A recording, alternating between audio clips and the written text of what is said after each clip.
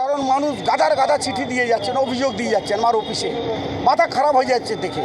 পুকুর ভরাট করা হয়েছে, কারো বাড়ি জমি দখল করে কনস্ট্রাকশন করা হয়েছে, কোনো পিডব্লিউডি জায়গার উপরে 4 ফুট এগিয়ে গিয়ে কনস্ট্রাকশন করা হয়েছে। তাই আমি সকল মানুষকে, আমাদের চাপদানি বিধানসভার জনগণকে, আর যারা অবৈধভাবে নির্মাণ করেছেন তাদেরকেও সচেতন হতে বলছি। কারণ কি, এই বুলডোজার চলবে।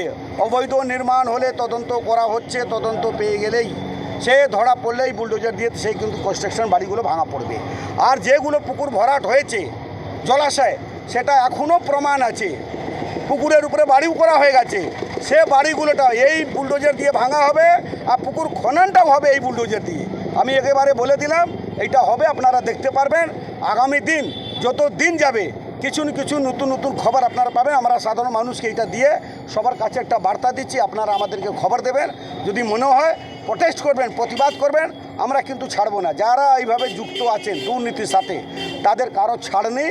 আমি আমার বিধানসভা কিন্তু ছাড়বো না। কোথায় কী হচ্ছে আমি জানি না, কিন্তু আমি আমার বিধানসভা কাউকে ছাড়বো না। আমার ভাই দেখো, আমার পয়সা কড়ি লাগবে না, আমার ফ্ল্যাট লাগবে না। আমার ঠাকুর দাদা প্রচুর দিয়ে গেছেন। আমি জনগণের স্বার্থে আছি, জনগণ জিতিয়ে নিয়ে এসছেন জনগণের জন্যে, মানুষের স্বার্থে মোদিজি নেতৃত্বে সৎ পথে কাজ করব।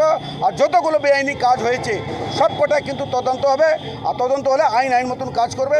তার যদি জেল হয় তাকে জেল যেতে হবে, আমাদের কিছু করার নেই। আমরা কিন্তু তদন্ত করব, পরিষ্কার কথা, কাউকে ছাড় নেই, ছাড় হবে না, এটা জানিয়ে রাখলাম আপনাদের।